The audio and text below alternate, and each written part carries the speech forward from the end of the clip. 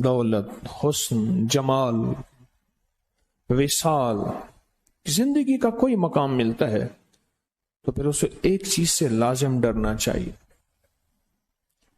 ये मैं आका की जिंदगी का, मैं अपने मदीने वाली की जिंदगी का आज एक चैप्टर और एक बाब बयान कर रहा हूं, गौर से समझिएगा। एक चीज लाजिम उसके साथ होगी पक्की बात है। जिसको कोई दौलत मिली, इज्जत मिली, हुस्न जमाल मिला, बड़ी सवारी, बड़ा घर मिला, शोहरत कमाल मिला, उसको एक चीज का इंतजार करना चाहिए, वो है हसद। वो है हसद। वो है हसद। छोटे के साथ छोटा हसद, बड़े के साथ बड़ा हसद। जितना चीजें, नेमतें ज्यादा होती जाएंगी उतना हसद बढ़ता जाएगा, बढ़ता जाएगा, बढ़ता जाएगा। ये मेरी बात याद रखिएगा। जाग रहे हैं, तवज्जो से देख रहे हैं मुझे? देखने से भी मिलता है, आंखों से भी पी जाती है हसद।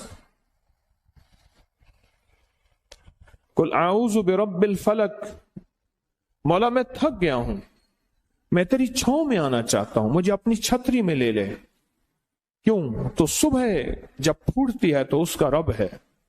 जब सुबह फूटती है फलक तो छांव, सारा अंधेरा खत्म होता है और सारी बलाएं खत्म होती हैं।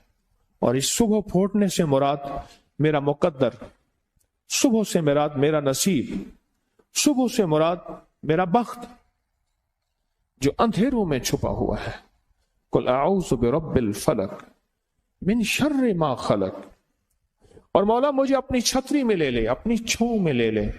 मैं तेरी पनाह में आना चाहता हूं। क्यों? मैं बेबस हूं हर उस चीज से जो तूने पैदा किया। मिन शर्रि मा खलक, अपनी मखलूक सारी के सारी, जमीनों के नीचे, आसमानों के ऊपर, जमीन आसमान के दरमियान, बिलों में, समंदरों में, नजर आने वाली, नजर ना आने वाली, वो मखलूक जादू है, वो मखलूक जिन है, वो मखलूक जिन्नात हैं, वो मखलूक बदरूए हैं, वो मखलूक चुड़ैल है, वो मखलूक हमजात की शक्ल में है, वो मखलूक किसी काले जादू की शक्ल में है, वो खोपड़ी का जादू है, कुत्ते की खोपड़ी, खिंजीर की खोपड़ी, बंदर की खोपड़ी, किसी हड्डी पे जादू, किसी कागज पे, किसी इंसान पे, रिश्तों की बंदिश की, रिस्क की बंदिश की, जिंदगी की बंदिशों की शक्ल में। ए मौला तूने जितनी मखलूक पैदा की है, जादू की शक्ल में, जन्नात, नदरे बद।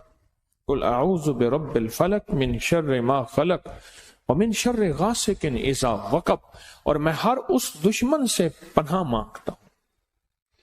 और इसके अंदर बड़ी जबरदस्त एक बेदारी है, एक पैगाम है जो मुझ पे खुफिया वार करे, अनदेखे वार करे। मैं इसका मफहूम बता रहा हूं, इस आयत का इसका मफहूम बता रहा हूं। कुल आऊज़ु बिरब्बिल फलक मिन शर्रि मा खलक व मिन शर्रि गासिकिन इज़ा वक़ब। ऐसा शख्स जो बार बार मुझ पे हमला करे, छुप के हमला करे, इसके कई मफहूम हैं। मिन शर्रि गासिकिन इज़ा वक़ब। व मिन, आगे क्या है? मिन नफ़ासति फ़िल उक़द। ऐसा किया का मैं तेरी पनाह में मौला आना चाहता हूं उन लोगों में जो गिरहे लगाते हैं और फिर उन पे फूंके मारते हैं। औकत कहते हैं गिरों को, नफास कहते हैं फूंकों को। गिरहे लगाते हैं, मेरे बाल चुरा के, मेरा कपड़ा उसके धागे बना के। ये मैं जादू की शक्लें बता रहा हूं।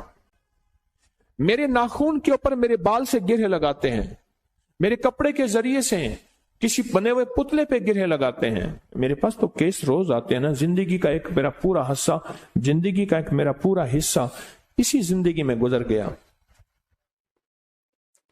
और आखिर में कहते हैं मिन शर्रि हासिदिन इज़ा हसद। ऐसा किया का मैं उसके शर से पनाह मांगता हूं जब हासिद अपने हसद पे दनदनाता हुआ सामने आ जाए या पोशीदा हो और उसका हसद मेरी नस्लों को खा जाए, मेरी आंखों की ठंडक को खा जाए, मेरे रिस्क, दौलत, इज्जत को खा जाए, मेरे वकार, शान और शौकत को खा जाए। मिन शर्रि हासिदिन। देखो एक बात बताऊं, ہر چیز کا ایک عمل ہے، ہر چیز کی ایک جزا ہے، لیکن جو حسد کا عمل ہے نا، اس میں اللہ نے کہا ہے کہ براہ راست مجھ سے پناہ مانگو، میرے قریب آؤ اور مجھ سے پوچھو کہ مولا اب میں کروں تو کیا کروں۔ بڑا خاص نقطہ بتا رہا ہوں، ایک خاص راز بتا رہا ہوں، راز بتا رہا ہوں۔ حضرت خواجہ حسن بصری رحمت اللہ علیہ، میں بصرہ میں گیا، ان کے مزار پہ 7 رابعہ بصری ہیں، تو خواجہ حسن بصری رحمت اللہ علیہ، ہم کربلا سے گئے، ساری رات سفر کیا، دور کا سفر ہے بہت زیادہ، تو وہاں جب پہنچے تو میں نے ان سے باتیں کی، اللہ ہی پہنچائے گا، میں کون سا کہتا ہوں مجھے کشف القبور ہے، میں اللہ ہی پہنچائے گا۔ میں نے کہا میں نے آپ کے زندگی کے واقعات میں ایک چیز پڑھی ہے کہ آپ جب محفل جگاتے تھے اور محفل لگاتے تھے اور لوگوں کو اللہ کا نام کملی والے کا پیغام اور محمد آل محمد اصحاب محمد کی محبت یہ بتاتے تھے، تو آپ فرماتے تھے مجھے دیکھو۔ کیوں فرماتے تھے مجھے دیکھو؟ کتابوں میں لکھا ہے وہ فرماتے تھے کہ مجھے دیکھو میں تمہیں دیکھوں۔ فرماتے تھے یہ میں اس لیے کہتا ہوں کہ کیا پتا تمہاری نظر میں نور ہو جو مجھے مل جائے، اور کیا پتا اللہ مجھے ایسا بنا دے جو تمہیں مل جائے۔ بعض اوقات مجمع میں کوئی کامل ولی بیٹھا ہوتا ہے، اللہ کا درویش بیٹھا ہوتا ہے، کوئی ایسا سخی بیٹھا ہوتا ہے جس کی سخاوت یا جس کی ولایت یا جس کے سجدے یا جس کی دعائیں یا جس کی قربانی ایسی ہوتی ہے کہ وہ جس کو دیکھے، ایک نگاہ جو کامل دیکھے، ایک نگاہ جو کامل دیکھے، لکھاں بڑیاں تارے ہو، کامل کی ایک نگاہ لاکھوں ڈوبتوں کو کنارے مل جاتے ہیں، ایک نگاہ کامل کی۔ حسد ایک ایسی چیز ہے، حسد جس کا تعلق، جس کا واسطہ پڑتا ہے ہر اس بندے سے جس کو اللہ کچھ دے دے، وہ علم مل جائے، وہ مال مل جائے، وہ چیزیں مل جائے، وہ دولت مل جائے، وہ کوئی نعمت مل جائے، کوئی بھی ایسی چیز مل جائے، حسد اس کا پیچھا کرے گا۔ اچھا حسد کن لوگوں سے ہوتا ہے؟ من الجنت والناس، ایک سورۃ الناس کی بات آیت پڑھ رہا ہوں، من الجنت والناس، جنات سے بھی حسد ملے گا آپ کو اور انسانوں سے بھی حسد ملے گا۔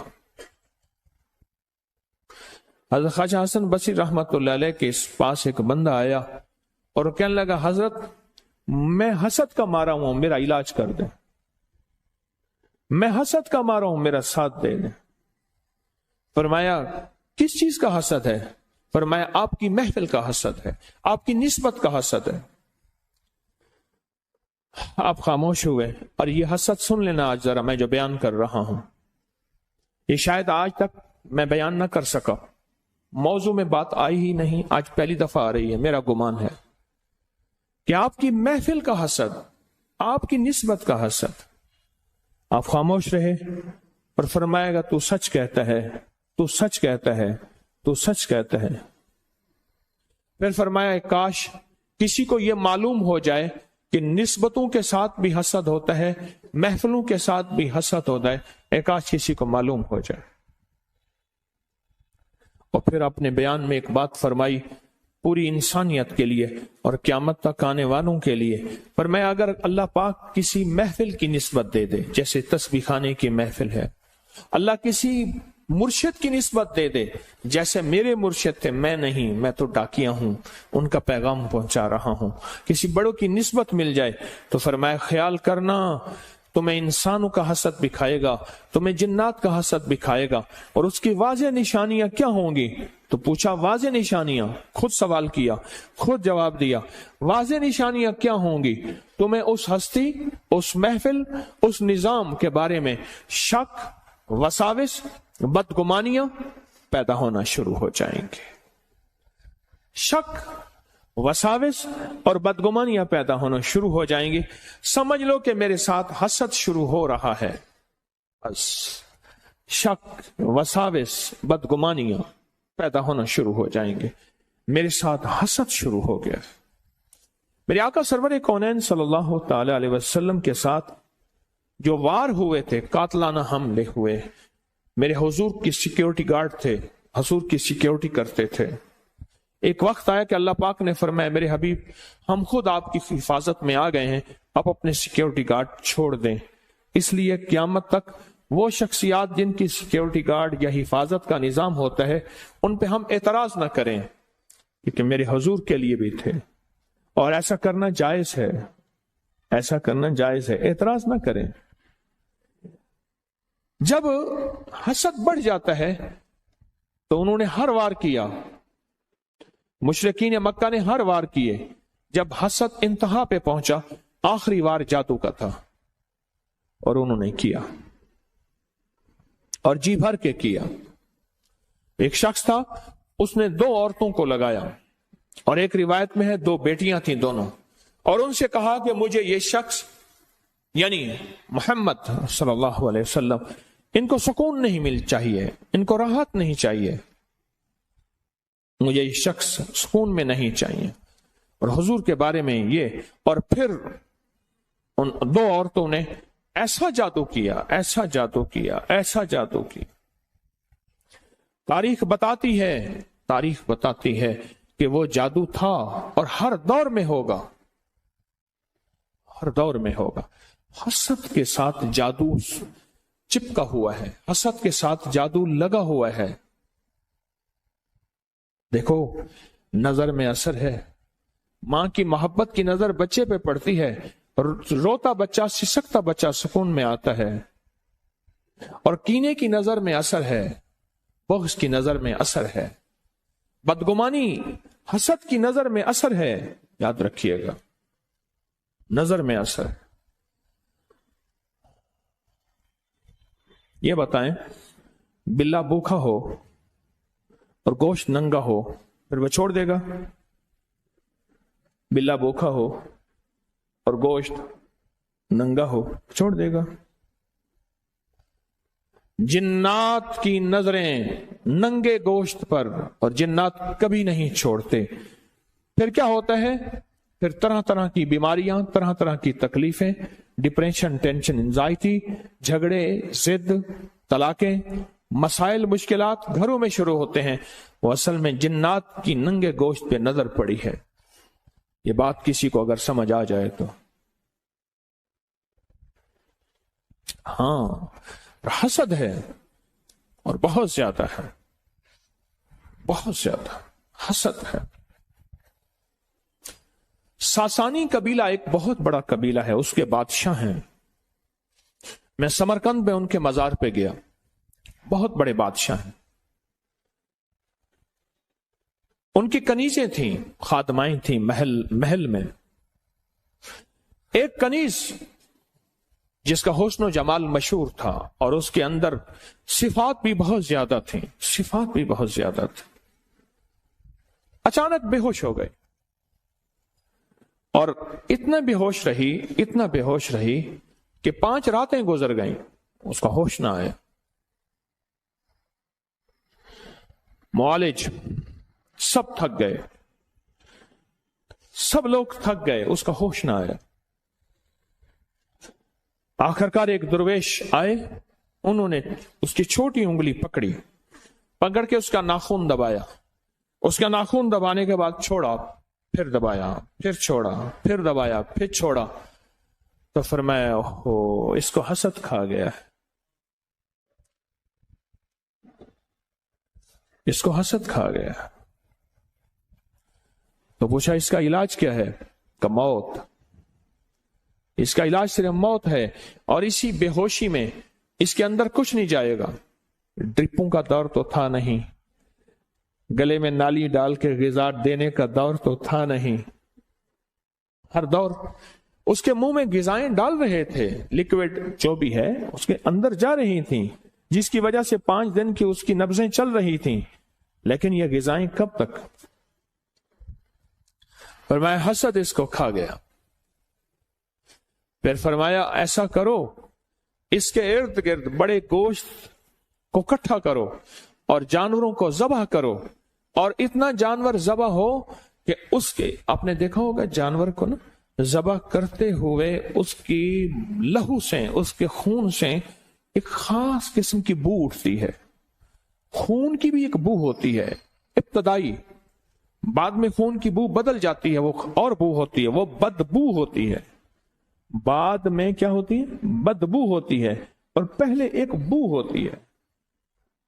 فرمایا اس کے ارد گرد جمع کرو، اور وہ جمع کیے گئی، حتیٰ کہ اس کے ارد گرد اتنے جانور ذبح کیے گئے کہ اس کا جسم کا نیچے کا حصہ سارا خون سے بھر گیا. چاروں طرف جانور جب ذبح کیے گئے، اور اس کو کسی ایسی ڈھلوان کی جگہ پہ سلایا گیا جہاں خون جانور کا بہہ کے اس کے جسم کی طرف آئے. اتنے جانور ذبح کیے گئے کہ اس کا سارا جسم خون خون، اس کا نیچے والا حصہ ایسے ہے جیسے ابھی کچھ دیر کے بعد یہ خون میں تیرنا شروع کر دے گی. اتنا خون، اتنا خون. اور پھر یہ آیت کو مسلسل پڑھا گیا، قل اعوذ برب الفلق من شر ما خلق ومن شر غاسق اذا وقب ومن شر النفاثات فی العقد. اور اس آیت کو ومن شر حاسد اذا حسد ومن شر حاسد اذا حسد ومن شر حاسد، اس کو مسلسل تکرار کے ساتھ پڑھا گیا پڑھا گیا پڑھا گیا، اتنا اتنا اتنا اتنا اتنا کہ ہر بندے کی سانس پھول گئی، اور بے کلی اور جسم کی کیفیتیں بدل گئیں. اور یہی اللہ کو مطلوب ہے، جب دعاؤں میں بندہ ڈوب جائے، جب دعاؤں میں بندہ ڈوب جائے، جب دعاؤں میں بندہ ڈوب جائے، وہیں عرشوں سے فیصلے ہوتے ہیں. ڈوب جائے وہیں عرشوں سے فیصلے ہوتے ہیں، وہیں عرشوں سے فیصلے ہوتے ہیں. اور اس کے بعد اس کو ہوش آیا. پوچھا کیا تھا؟ کہا میں بیٹھی تھی، ایک ریچھ آیا اور آ کے نا اس نے میرے منہ کے ساتھ منہ ملایا اور میرے اندر سے کچھ کھینچا تو بس اس کے بعد میں بے ہوشی میں چلی گئی. اور کہا جب ہوش آیا تو کچھ محسوس ہوا؟ کہا ایک سفید سی چیز آئی، اس کے پاس ایک سبز رنگ کا رومال تھا، اس رومال میں کچھ چیز تھی جو میرے منہ میں ڈالی، وہ دودھ تھا یا پانی سفید تھا، وہ میرے منہ میں گئی اور میں منہ جاتے ہی وہ میں سکون میں آئی، اور سکون میں آتے ہی میرے اندر ایسے ہے جیسے روح کسی نے نکال لی تھی، وہ روح میرے اندر واپس آ گئی اور میرا جسم پھر سے بہاروں اور رحمتوں اور جان میں جان آ گئی. تو شیخ نے بتایا، وہ جو بزرگ تھے جنہوں نے یہ عمل کیا تھا، فرمایا اصل میں یہ تھا کہ اس کے اندر کی جو جان تھی، جسم کی، روح کی وہ جان تھی، وہ چیز اس نے اس کو نکالا. اب جسم رہا اور سانسیں رہیں، اور اس نے اس کو کھینچا، اور یہ جو نور ہے اس نے وہ چیز اس کو واپس لا کے دی. اور پوچھا یہ نور کس کا ہے؟ کہا اس آیت کا ہے، من شر حاسد، من شر حاسد. خواجہ حسن بصری رحمت اللہ علیہ نے اس بندے سے کہا تو کیا سمجھتا ہے کہ تجھ پہ نظر بد نہیں لگے گی، تجھ پہ حسد نہیں ہوگا؟ کیوں؟ میری محفل میں آنے کی وجہ سے تو مالدار ہو گیا ہے. اور یہ میں آپ ہر سب کو کہہ رہا ہوں جس کو اللہ نے تسبیح خانے کی سچی راہیں دکھائی ہیں، خیال کرنا حسد ہوگا، وہ چاہے انسانوں کا ہو یا جنات کا ہو. انسان بدگمانیاں ڈالے، شک ڈالے، وسوسے ڈالے، یا اندر کوئی بے ساختہ بدگمانیاں، شک اور وسوسے آئیں، حسد ہوگا ہر اس پہ جس کے پاس کچھ ہے. دنیا کی مال و دولت ہے، روحانیت کا مالدار بن گیا ہے، تسبیح وظیفے کا مالدار بن گیا ہے، وہ مال و دولت حسن و جمال کے ساتھ ہے، اقتدار ہے، عہدہ ہے، بڑی سواری، بڑا گھر ہے، نامور ہے، کوئی بھی چیز ہے، حسد ہوگا. یہ لکھ لیں، اس حسد نے انبیاء کو معاف نہیں کیا. حاسدین نے نبوت کو نہیں دیکھا کہ نبی علیہ الصلوۃ والسلام جیسی ہستی، اس کے بھی انہوں نے، میں آپ کون ہیں؟ اللہ کے نبی کے ساتھ میرے رب کی خاص حفاظت ہوتی ہے، انبیاء کے ساتھ اللہ کی خاص نظر ہوتی ہے، خاص حفاظت ہوتی ہے، خاص حفاظت ہوتی ہے. آہا جواد، جواد، جواد، ایک ہے اجود، ایک ہے جواد۔ وہ شخص اتنی سخاوت ہو کہ وہ سخاوت اس کو بھول جائے کہ میں نے دیا کتنے ہیں۔ جواد، موسیٰ کاظم، اتنا صحیح ہو یہ بھول جائیں، یعنی یہ سخاوت کی ڈگریاں بتا رہا ہوں، جواد، اجود، امام موسیٰ کاظم، کہ اتنے سخی ہوں یہ بھول جائیں کہ میں سخی پتہ نہیں کتنا مال دیا ہے۔ ایسا سخی ہو کہ سخیوں کا بھی سخی ہو، بس دوسرے لفظوں میں یہ کہہ دو۔ ایک دفعہ فرمانے لگے، لگتا یہ ہے کہ میرا جسم کا ایک حصہ سن ہو رہا ہے۔ فرمانے لگے دوسرا سن ہو رہا ہے، فرمانے لگے تیسرا سن ہو رہا ہے، فرمائیں گے لگتا ہے کہ وقت نزا آیا ہے، آخری وقت آیا ہے۔ آپ کی اہلیہ محترمہ ساتھ بیٹھی تھی، بڑوں کے ساتھ اللہ نے بڑی ہستیوں کو جوڑا ہوتا ہے۔ یہ سیدہ ختیجہ میرے کملی والے کے ساتھ تھیں، انہوں نے بڑی تسلیاں اور ساتھ دیا۔ اس طرح ان کی اہلیہ محترمہ اللہ کی نیک بندی ساتھ بیٹھی تھی۔ فرمایا نہیں، اللہ نے آپ کو عمر دراز دی ہے، ابھی بہت سے غرباء کے گھر ایسے ہیں، مساکین کے گھر ایسے ہیں جن کے چولہے آپ کی وجہ سے گرم ہوں گے، بہت سے بیمار ایسے ہیں جن کی آپ کی دعائیں اور آپ کے ہدیوں کی وجہ سے ان کے علاج ہوں گے۔ ان کو تسلیاں دی، ان کے فضائل، مناقب، کمالات کو بیان فرمایا۔ فرمایا لگتا یہ ہے کسی حاسد کا حسد ہے اور اس کا اثر آپ پہ ہو گیا ہے۔ حاسد کا حسد ہے اور اس کا اثر آپ کو ہو گیا ہے اور آپ پہ ہو گیا ہے اثر۔ اچھا تو فرمایا کیا کریں؟ فرمایا جو آپ کے جد نے بتایا، وہ کون؟ حضرت محمد اور حضرت علی، اور نام لیا سارا ان بڑوں کا نام لیا۔ فرمایا وہ کیا؟ فرمایا وضو کریں، وضو کریں، اور وضو کر کے وضو کا پانی اپنے سر کے پیچھے سے گرا دیں۔ اور ایک روایت اور ہے، جس نے نظر لگائی ہے، ایک عمل ہے پورا، حدیث میں آتا ہے، جس نے نظر لگائی ہے اس کا وضو جسم دھلوایا جائے اور وہ پانی جس کے اوپر نظر لگی ہے اور اس کے جسم کے اوپر سے پیچھے سے گرا دیا جائے، اور وہ اگر جسم کے اوپر بھی گر جائے تو کوئی حرج نہیں، فائدہ ہوگا۔ ایسا کیا تو فائدہ ہو گیا۔ پھر فرمانے لگے میں نے آج کے بعد اپنی زندگی کا معمول بنا لیا ہے کہ 2 تسبیح سورت فلق اور 2 تسبیح سورت ناس میں سوتے ہوئے کروں گا۔ 2 تسبیح سے مراد 200 دفعہ سورت فلق اور 200 دفعہ سورت ناس۔ اور ایک غلام بیٹھا تھا، انہوں نے کہا ضعفاء کے لیے بھی کوئی حصہ دیں، ضعفاء کے لیے جو کمزور ہیں، آپ تو ایمان پہاڑوں جیسا ہے، ضعفاء کے لیے بھی حصہ دیں، جو کمزور ہیں وہ کیا کریں؟ پر میں 3 دفعہ فلق 3 دفعہ ناس،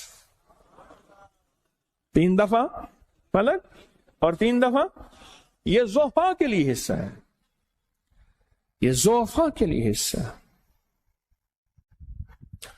آپ کیا سمجھتے ہیں کہ اگر آپ کو روحانی دنیا کی طرف قدم اٹھتے ہیں، تسبیح یا تسبیح خانے کی طرف یا کوئی بھی روحانی، آپ کو حسد کا مقابلہ نہیں کرنا پڑے گا، یا حسد کا سامنا نہیں ہوگا، یاد رکھنا ہوگا، یاد رکھنا ہوگا۔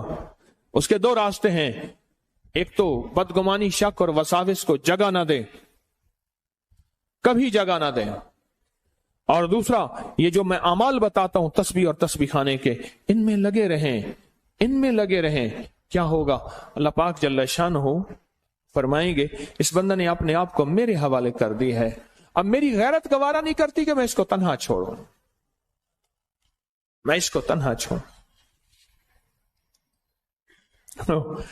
وہ ایک ہمارے والد صاحب رحمت اللہ علیہ کے مالی تھے، وہ ایک واقعہ سناتے تھے کہ جی فلاں بندہ تھا، وہ بڑی کشتیاں کھیلتا اور لوگوں کو چیلنج کرتا تھا، آؤ میرے ساتھ تو میں ایسا میں گراؤں گا، ایسا گراؤں گا کہ عبرت بنا دوں گا۔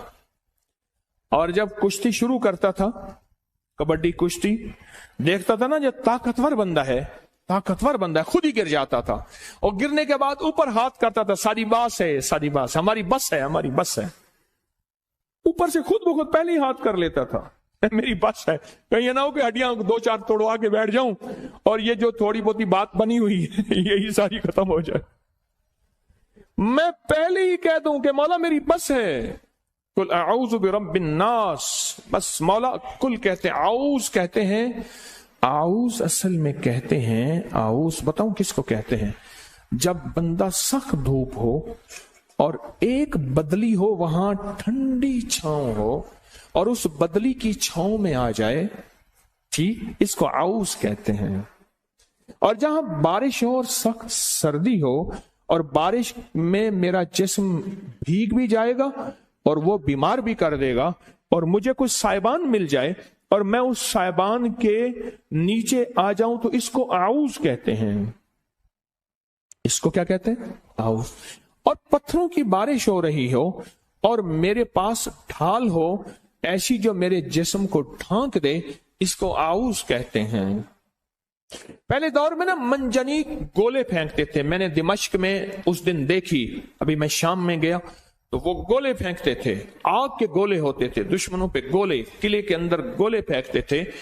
और मेरे पास कोई ऐसी ताकतवर तरीन लोहे की छतरी हो, गोले गिरे मेरे सर पे पर दूर जा गिरे, मुझे कुछ भी ना हो, ये आऊज के माने में आता है। और फिर गुलाब का अर्क हो और एक तालाब हो और मैं गुलाब के अर्क के तालाब में नहाऊं, मैं नहाऊं, और उसके बाद फिर मुझे कोई मैल, कुचैल, बदबू, गिलाजत, खबासत, निजाजत ना लगे और मैं, मेरा जिस्म का रुआ रुआ गुलाब के अर्क में महके और वो जो गिलाजत निजाजत से बचूं, इसको ताउस कहते हैं, आउस कहते हैं। ये मफहूम बयान कर रहा हूं, मफहूम, आउस कहते हैं। और फिर इंसान कोई मुकाबला करे और देखे कि मैं मुकाबले में बेबस हूं, जैसे वो पहलवान करता था, और फौरन अपने आप को किसी ताकतवर के सपुर्द कर दे कि अब मैं आपके सपुर्द हूं, आप मेरे मुकाबले में मेरा साथ दें, इसको आऊज कहते हैं। कुल आऊज़ु बिरब्बिन नास मालिकिन नास। तू मालिक है, तू रब है, इलाह है, इलाहिन नास। अल्लाह की तारीफें कर रहा, सुनो गौर से, कुल आऊज़ु बिरब्बिन नास, एक मालिकिन नास, इलाहिन नास, ये अल्लाह की हमद बयान कर रहा। मौला मुझे पता है तो रब भी है, तो मालिक भी है, तो इलाह भी है। अल्लाह पाक फरमाते हैं बंदा चाहता क्या है, मेरी तारीफें क्यों कर रहा, तो अल्लाह पाक ने खुद उसका रास्ता दिया, रब्बिन नास, मालिकिन नास, इलाहिन नास, मिन शर्रिल वसवासिल खन्नास। ऐसे खन्नास, खन्नास कहते हैं पीछे से हमला करने वाला, बार बार हमला करने वाला। हैदर करार, करार उसे कहते हैं पलट के हमला करने वाला, और पलट पलट के हमला करने वाला, वार करने वाला, और ऐसा वार करने वाला जिसका हर वार कामयाब हो। करार के माने ये है, करार के माने ये है। और फातेह को कहते हैं करार, हैदर करार। खन्नास, छुप के हमला करने वाला। और मिनल जिन्नते अल्लज़ी युवस्विसु फी सुदूरिन नास, हाँ वो मेरे दिलों को पलट रहा है, मेरे दिलों के अंदर वसवसे, शक, बदगुमानियां डाल रहा है, रूह की दुनिया के बारे में, मन की दुनिया के बारे में, और सच्ची महफिलों में जाता हूं उसके बारे में, मेरे दिलों में वसवसे डाल रहा है। मिनल जिन्नते वन्नास, वह जिन्नों में से भी है और इंसानों में से भी है। और जिन से मुराद नजर ना आने वाले वसवसे, दिल में उठने वाले शक, वसवसे, ख्यालात, बदगुमानियां। और नास के माने कोई बंदा ऐसा मिल जाए, ओए कहां फंस गया, कहां चला गया, तेरा आज तक कोई काम बना भी है। आप कहें कि मेरे साथ हसद नहीं होगा, फिर मेरी एक मिन्नत है, अगर आपको अल्लाह ने कुछ नवाजा है जिंदगी में, कुछ नवाजा है ना, तो फिर अपने साथ हथियार साथ रखें, मुसल्ला, अपने साथ ताकतवर चीजें साथ रखें, अपने साथ रखें। ऐसी चीजें हों जो आपकी हिफाजत करें। آپ کی حفاظت کرے. یاد رکھیے گا بلٹ پروف گاڑی حسد کا علاج نہیں ہے، گن مین حسد کا علاج نہیں ہے، جسم کا علاج ہے. بلٹ پروف گاڑی، ڈھال، تلوار، خنجر، تیر حسد کا علاج نہیں، حسد کا علاج نہیں، بالکل نہیں ہے. آپ کہیں کوئی چیزیں میری حسد کو، یہ کوئی علاج نہیں حسد کا، لیکن یہ ضروری ہیں حفاظت کے لیے. یہ چیزیں اگر رکھیں تو جائز بھی ہیں، ضروری بھی ہیں اگر اللہ پاک نے استطاعت دی ہے. حفاظت کے اسباب کا اختیار کرنا اس دنیا میں بہت ضروری ہے. آسمانی نظام ہے اس کا علاج حسد، زمینی نظام میں حسد کا علاج نہیں ہے. کیوں؟